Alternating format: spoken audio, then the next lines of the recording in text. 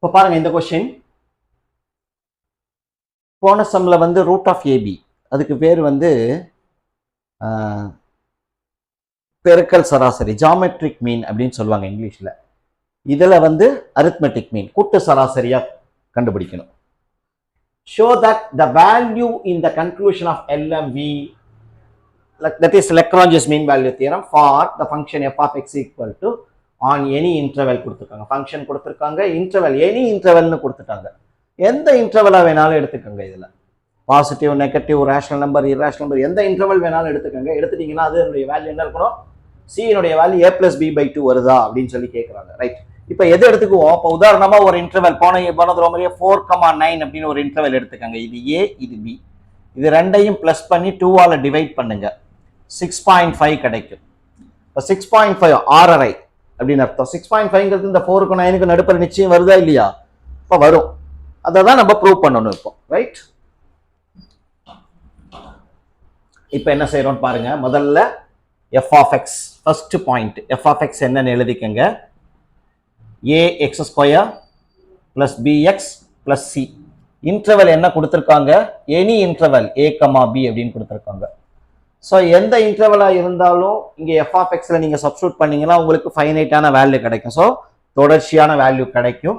First point, f of x is continuous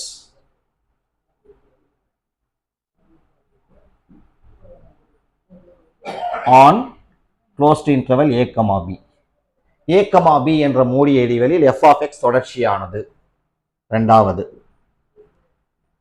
f of x is differentiable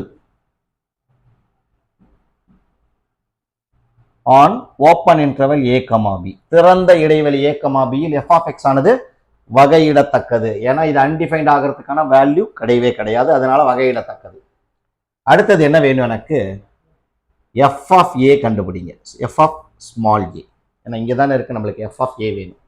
so f of a அப்படின்னு எடுத்துட்டீங்கன்னா இந்த இடத்துல a² plus ba plus c வந்துருச்சா? f of a வந்துருச்சா?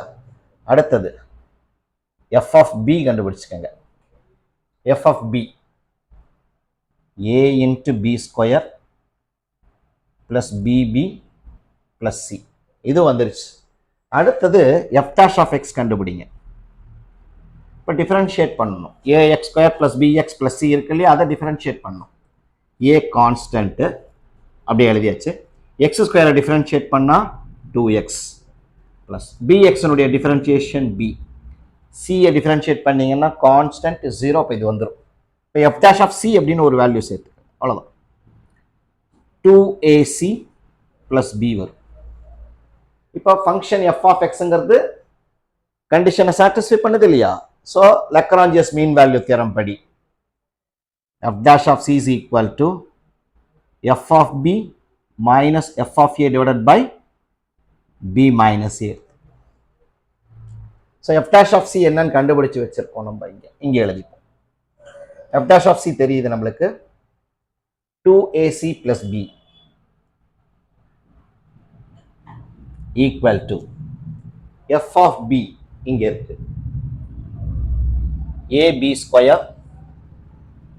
plus bp plus c minus அடுத்தது என்ன இருக்கு எனக்கு? f of a. மைனஸ்க்கு அப்புறம் பிராக்கெட் போடுங்க, ஏன்னா f of a ல 3 டேர்ம் இருக்கு. இந்த மைனஸ் இந்த 3 டேர்முக்குமே காமன், அதனால மைனஸ்க்கு அப்புறம் பிராக்கெட் போட்டுக்கோங்க. a² plus a plus ba, not a, ba plus c divided by b minus a. ab² plus bp plus c உள்ள மைனஸ் ஆல மல்டிப்ளை பண்ணுங்க. Minus a² minus ba minus c divided by b minus a.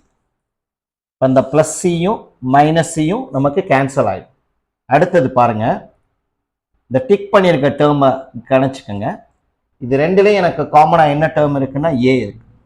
எடுத்தாச்சுன்னா மீதி b² minus a² இருக்கு. அடுத்தது இந்த dot வச்சிருக்க டேர்மை பாருங்க. இது ரெண்டுலையும் காமனா என்ன இருக்கு? எனக்கு கேபிட்டல் பி இருக்கு. அதை வெளியே எடுத்துட்டேன்னா என்ன வரும்? எனக்கு பி மைனஸ் ஏ கிடைக்கும். ஸோ பி எடுத்தாச்சுன்னா பி, இங்க கேபிட்டல் பி எடுத்தாச்சுன்னா மைனஸ் ஏ இருக்கு, divided by b minus a, a into. So இது வந்து நமக்கு a square minus b square மாதிரி, b plus a into b minus A.